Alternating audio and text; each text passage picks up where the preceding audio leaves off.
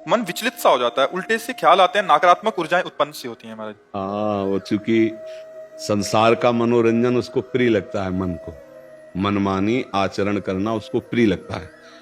उसकी गलती नहीं है, हम जहां उसको लगाते हैं वहीं वो राजी होने लगता है। अब जैसे अध्यात्म मार्ग में लगा रहे हैं तो इसमें जहां जहां वो लगा रहा है उसके विरुद्ध बात है। उसको भोग चाहिए, उसको हर इंद्रिय के मना खष्टान इंद्रियाणी प्रकृति स्थान कर सके। 5 ज्ञान इंद्रियों के द्वारा वो विषयों में विचरने का स्वभाव बना लिया है। भगवान कह रहे हैं आप भगवान के अंश ममैवांशो जीव लोके जीव भूता सनातना मना खष्टान इंद्रियाणी प्रकृति स्थान कर सके। आप इस मन के भुलावे में आकर, मन भोगों के भुलावे में आपको फंसाकर ये सदैव अधीन रखा है। अब अध्यात्म सुनना शुरू किया, अध्यात्म चल तो अध्यात्म में मन को वश में किया जाता है और अभी तक आप मन के वश में रहे। तो जब आप सपोर्ट नहीं देंगे तो आपका सपोर्ट करने लगेगा। इसकी चाल समझना, क्योंकि आपके बिना उसकी कोई सत्ता नहीं है, वो आपके बिना कुछ नहीं कर सकता, आपके दस्तखत से ही करेगा। जैसे हमारा मन कह रहा है मैं देखूं, हम कह रहे नहीं देखना है, वो 100 बार कहेगा देखो, आप कहोगे नहीं ये देखो, अब वो लग जाएगा जिधर आप लगाओगे, पर वो कुछ समय तक लगेगा, फिर वो आपको वश में करने की कोशिश करेगा। और वो जब आप ना करेंगे तो आपको जलाएगा। अगर उस जलन को सह गए तो मन को अधीन कर लेंगे, और नहीं सह गए तो मन आपको अधीन कर लेगा। ये खेल चल रहा है। प्रायः सब मन के अधीन ही होते हैं। मन को कोई चेला बनाने वही सच्चा गुरु। दूसरों को तो चेला बनाना सहज है, मन को जो चेला बना ले वही सच्चा गुरु। मन ने सबको चेला बना रखा है, नहीं बना रखा? जैसा जैसा कहता है वैसे करना पड़ता है। और बड़ा बात यह है कि मन को हम जैसा कहें शास्त्र आज्ञा से वैसा चला ले, सो महात्मा, वही गुरु, वही भक्त। नहीं तो भाई भेष चाहे जो हो, मन के अधीनता से मुक्त होना बहुत कठिन होता है। कोई बिरला मन को अधीन करके भगवान की प्राप्ति करता है।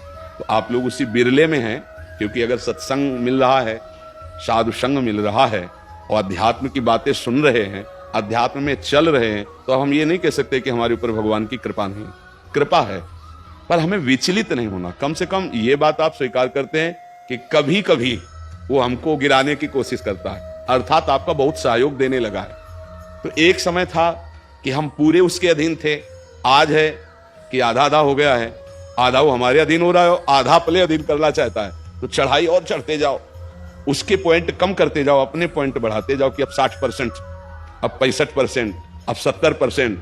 फिर जिस दिन 100% तो तुम्हारे अधीन हो गया, उसी दिन भगवान के आनंद का जो स्वरूप है वो प्रकाशित कर देगा। अब ये लड़ाई बहुत जोर की है, छोटी मोटी लड़ाई नहीं है। वो छोटा मोटा शक्तिशाली नहीं, बहुत शक्तिशाली है। क्या? आपको सपोर्ट देगा, राधा राधा राधा, फिर धीरे से आपके सामने रखेगा। देखो इतने दिन जब करते हुआ कोई सुख तो नहीं मिल रहा, इसको भोगो, अभी आनंद आ जाएगा। और देखो ये भोग आपके पास व्यवस्थित है, देखो ना अभी आनंद आ जाएगा। अच्छा, अब रुका राधा नाम, अब वो उस भोग में ले गया। अब राधा नाम जपना चाहोगे तो अच्छा नहीं लगेगा, अरुचि, वो अपने अधीन करता चला जाएगा। कोई विवेकवान गुरु कृपा पात्र इसकी चाल समझ जाता है, अरे अरे मुझे तो पुनः फंसा रहा है, गिरा रहा है, नहीं नहीं नहीं, राधा राधा राधा राधा राधा राधा राधा राधा राधा, तब बचा जा सकता है। ये बहुत प्रवीण है मन, बहुत फुसला के फंसाता है। ऐसे ही फंसाता है कि देखो देख लेंगे, छुएंगे थोड़ी, नजदीक पहुंचा जिस विषय का, छू लेंगे, कुछ होगा थोड़ी, और धीरे धीरे धीरे वो तुम्हें लगेगा कि यार गलती हो गई, ऐसा क्यों हो गया, ऐसा यूं हो गया कि उसकी चाल को नहीं समझ पाए हम, उसकी चाल को नहीं समझ पाए। हर एक इंद्रिय के साथ ये जुड़ा हुआ है। ये सुन लेंगे, ये देख लेंगे, ये छू लेंगे, ये भोग लेंगे। इन्हीं इंद्रियों के कारण हमें परमात्मा प्राप्ति नहीं हो रही। यही इंद्रियां भोगों में फंसाए हुए हैं, और उसका मुखिया ये मन है। और ये बहुत चतुर मंत्री है आपका मंत्री। पर ऐसा समझ लो कि भोला राजा और चतुर मंत्री, तो उसकी दुर्दशा कैसी होती राजा की। जो सलाह देता है वैसे ही कर देता है और फंसता चला जाता है। और मंत्री अपने को बलवान बनाकर केवल नाम मात्र का राजा उसको बनाए हुए सारा काम वही कर रहा है। देख लो आप, नाम मात्र के आप जीवात्मा भगवान के अंश हो, सारा काम वही मन कर रहा है। हमारा मन कर रहा है आज ये खाएं तो हम खाएं, नहीं, ये मन की मांग है, तेरी मांग नहीं है। लेकिन ऐसा कौन भेद पैदा कर पाता है? मेरा मन कह रहा है आज ये देखा जाए, तो अब भाई देखा जाए। मेरा मन कह रहा है, तो कभी कभी मन अच्छा सपोर्ट करता है। जैसे आपको मन ने ही कहा चलो चलते हैं सत्संग में, बाबा के पास बैठते हैं वृंदावन में, तो अच्छा सपोर्ट दिया ना, वो सपोर्ट ना देता तो आप नहीं आ पाते। बस इसको अच्छे सपोर्ट के पॉइंट में लगाते रहो, और जब बुरा सपोर्ट करे उस समय सहना बहुत कठिन होता है। अगर मन ने ठान लिया कि अब ये करना है और आपने कह दिया ना, तो आपको जलाना शुरू करेगा, और उस जलन को जो सह गया, यम ही न व्यथ्यन्ते ते पुरुषम पुरुषर्षव सम दुखा सुखाधीरम स्वमृतत्वाय कल्पते, उस जलन को जो सह गया सो भगवान को प्राप्त करने की सामर्थ्य रख लेता है। बहुत कठिन है मन की जलन को सहना। बाहर के थप्पड़ सह जाना सही है, लेकिन मन के थप्पड़ सहना बहुत कठिन, सबको गिरा देता है। इसका बहुत विचित्र बल होता है, और इससे बचने का केवल एक उपाय है, नाम जब ना छूटे और ये स्वीकार मत करो कि मुझे चाहिए। जैसे मन कह रहा है आज उस होटल में चलते हैं, अब रसेंद्री और मन एक हो गया है। अब आपको लगता है मेरी मांग है, तो बोले भाई आज मेरा मन कह रहा यही, आज मेरा मन कह रहा है कि आज उस होटल का भोजन होना चाहिए। अरे तेरा मन कह रहा है, तू खुद कह रहा है, अब उसमें निर्णय करो सही है कि गलत। अगर गलत लग रहा है इसकी चाल, तो आप मत जाओ। घर में रोटी दाल बना, इसको अच्छा नहीं लगेगा, ये 100 बार कहेगा नहीं नहीं, तो आपको नहीं भाई आज तो यही खाना पड़ेगा। कल भले विचार करेंगे, कल विचार करेंगे आपकी बात पर आज नहीं, आज तो ऐसे बस में करना होता है। एक साधु के मन में आई कि खीर मिले, बहुत दिन से नहीं मिली, मन है कभी कुछ भी सोच सकता है, बहुत व्याकुलता हो गई, बस खीर खीर खीर। तो एक भगत के यहां गए, 10-5 गाय भैंस बंधी थी, और उनका कि आपकी श्रद्धा है संतों पर? उनका महाराज आदेश कीजिए। तो बोले 10 संतों के लिए खीर बना सकते हो आप? बोले 20, घर का दूध है, हम 20 संतों के लिए बना देंगे। बोले हम 11 बजे आएंगे दोपहर के, आप बना के तैयार रखे। वो अकेले आए, तो उनका और संत? बोले और संत यही है सर। अकेले कमरे में बैठे 20 संतों की खीर, वो कहा आप लोग बाहर हो जाइए, हम एकांत में पाना चाहते हैं। वो पाए तो भाई 20 संतों के लिए खीर बनी, मतलब 20 पेट भर जाए। तो अब पाए, फिर एकदम यहां तक हो गए तो उल्टी हो गई, फिर मिलाया उसी को, फिर मन कह रहा नहीं अब खीर नहीं चाहिए। बोले नहीं खाओ खाओ खीर। रोमांच हो गया, नहीं खाएंगे एकदम। तो बोले जिंदगी में खीर का नाम मत लेना, जिंदगी। तो या तो ऐसे उतरो, या तो ऐसे उतरो। इसको वश में करना बहुत अच्छा। एकदम विरोध भी नहीं कर सकते आप इसका, चल ही नहीं पाओगे, इसका विरोध भी एकदम नहीं कर सकते, सपोर्ट भी करना पड़ेगा। तो अच्छी बात में इसका सपोर्ट करो। अब कह रहा है जैसे हमें आज मीठा खाना है, ठीक है तुम्हारी मांग बुरी नहीं है, गए किसी अच्छी दुकान से लिया, ठाकुर जी को भोग लगाया, पा लिए, तो उसका सपोर्ट हो गया। अब वो बुरी बात कह रहा है, अब नहीं मानना है। उस समय जो जलन उसे सह जाओ, बस यही साधना का है। मन को अगर अधीन कर लिया तो बात बन गई। एक हम बार बार सुनाया करते कि मन मारिया तन बस में की ना, हुआ भरम सब दूर, बाहर से कछ दिखत नाई अंदर चमके नूर, आपो त्याग जगत में बैठे नहीं किसी से काम, उनमें तो कछु अंतर नाई संत कहो चाहे राम। वो गृहस्थी में भी है। आप एक पत्नी व्रत लिए हुए धर्म से आप चलते हैं, दूसरी किसी माता बहन की तरफ गंदी दृष्टि नहीं, धर्म से धन कमाते, परिवार का पोषण करते, नाम जब आप महात्मा है, आप सतमार्ग के पथिक हैं, क्योंकि आप अपने प्रवृत्ति धर्म से चल रहे हैं, और एक निवृत्ति में अपने धर्म से चल रहा है, तो वो महात्मा है। ऐसा महात्मा का मतलब केवल वेश से नहीं होता, महात्मा का मतलब उस लक्षण से होता है। अगर आप भागवतिक लक्षण से हैं तो आप भक्त हैं, आप वैष्णव हैं, आप महात्मा हैं। तो मनुष्य जीवन का परम लक्ष्य है मन को अधीन करके परमात्मा प्राप्ति करना। अगर मन अधीन नहीं हुआ तो परमात्मा प्राप्ति में बड़ी बाधा खड़ी हो जाती है। नाम जप करते रहो, धीरे धीरे वो बल आता रहेगा नाम जप से कि आप मन को अधीन कर लोगे। नहीं तो पीछे वाले बैच में यही कह रहे थे कि जितनी जेल भरी है ये सब मन से ही भरी है। नहीं बोले ऐसा क्यों किया? बोले मन ने कह दिया, आप क्या करे, हम तो कहते थे नहीं करना, पर इस मन ने फंसा दिया। तो बोले 20 साल की सजा, अब भोगो जेल। मन की एक हरकत ने पूरा जीवन बर्बाद कर दिया, मन की एक हरकत ने फांसी पे चढ़वा दिया। वही मन की तो हरकत है। तो हमें लगता है बहुत होश में रहा जाए, ये जो मंत्री है सलाहकार मन, इस पर नजर रखी जाए कि इसकी गलत सलाह पे दस्तखत ना करो। और अगर आप इस स्वीकृति नहीं देंगे तो कुछ नहीं कर पाएगा, पक्का समझना।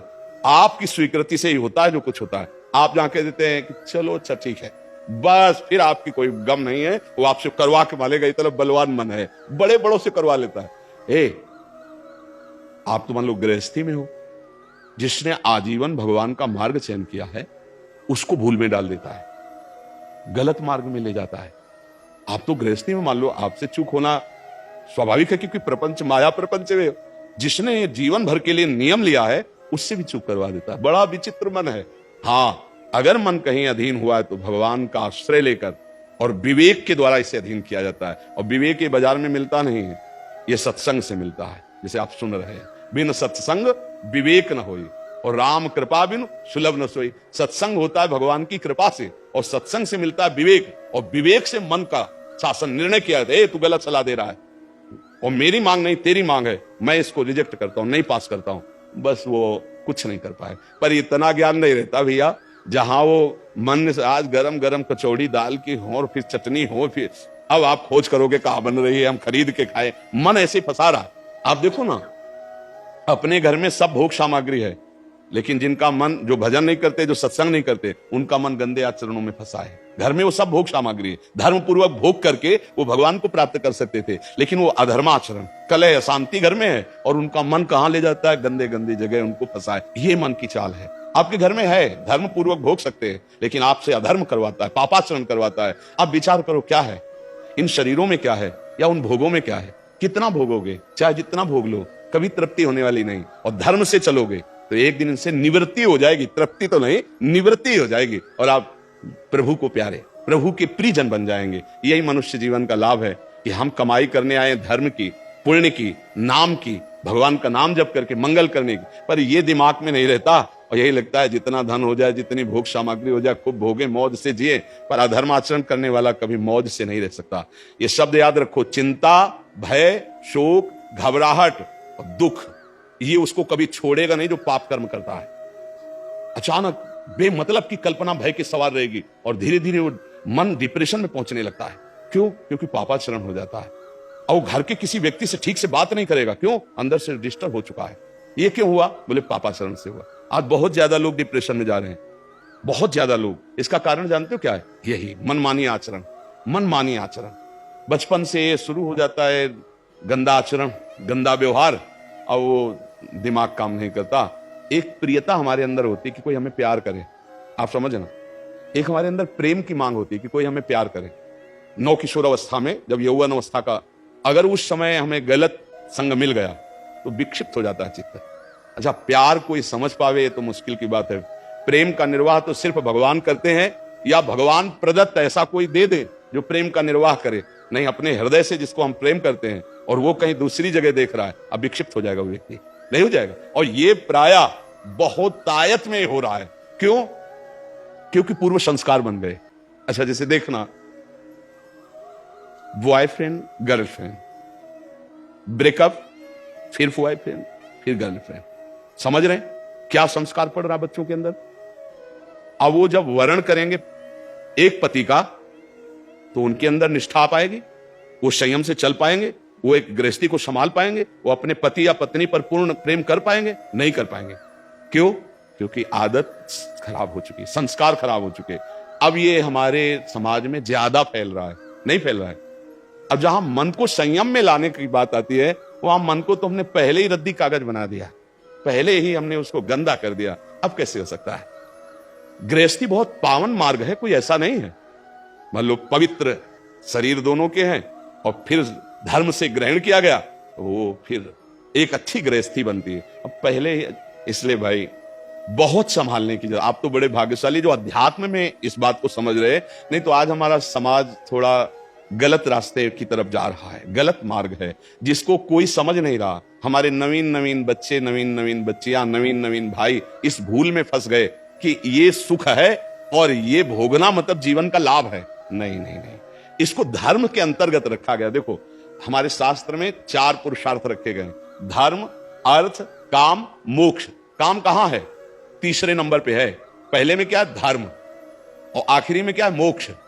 जो धर्म से चलता है, धन धर्म से कमाता है, धर्म से काम भोग करता है, वो मोक्ष को प्राप्त हो जाता है। आज 2 बातें हट गई, पहली और आखिरी, धर्म और मोक्ष हट गया, अब अर्थ और काम रह गया, नहीं रह गया। बस यही पशुता बढ़ती चली जा रही है। अब ये संतों की बातें कड़वी लगेंगी समाज को, लेकिन भैया बहुत गलत रास्ते में अपने लोग जा रहे हैं। इससे लौटना अभी संभव है, अभी लौटना संभव है। अगर कदम आगे बढ़ते चले गए तो आप लौट नहीं पाएंगे। आप देखो, हमारे नवीन बच्चों में बहुत डिप्रेशन की ये बात आती चली जाए। क्यों? विक्षेप पे विक्षेप पड़ रहा है। अब वो उससे आसक्त है, वो ब्रेकअप हो गया, अब उसका दिमाग पे जो भार पड़ा वो पूरे जीवन की जीवनी शक्ति को नष्ट कर रहा है, चाहे बच्चा हो चाहे बच्ची हो। मतलब कई ऐसी समस्याएं प्रकट हो रही हैं जो अपनी बात कह नहीं सकते हैं और अंदर ही अंदर वो अपने को खोखला कर लेते हैं। हमें लगता है कि माता पिता को, परिवार को इन समस्याओं से, बच्चों से जुड़कर उनको हटाना चाहिए, उनको शिक्षा देनी चाहिए, उनको ऐसा मित्रवत बल देना चाहिए जिससे उनकी मानसिकता उभरे। अगर ये छूट बनी रही, इसे कहा जाता है दोस्ती, लेकिन भारी दुश्मनी फैल रही है, भारी हमारे जीवन का नाश करने वाली वृत्तियां फैल रही। तो इसलिए इससे बचा जाए और नाम जप किया जाए। अगर मन को छूट मिल जाए तो नरक पहुंचाने की पूरी व्यवस्था कर देगा।